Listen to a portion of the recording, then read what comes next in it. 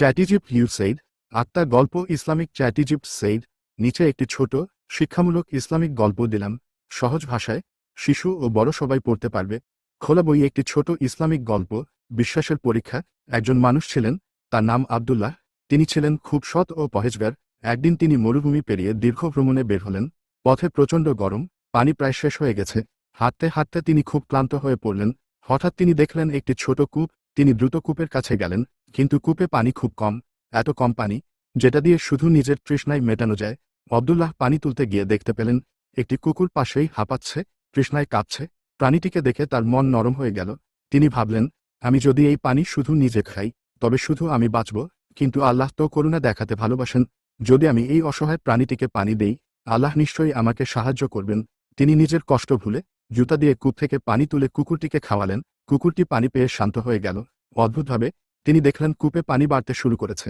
এবার তিনি নিজের জন্যও পানি পেলেন আল্লাহ তাআলা তার দয়া দেখার কারণে তার প্রতি রহমত বর্ষণ করলেন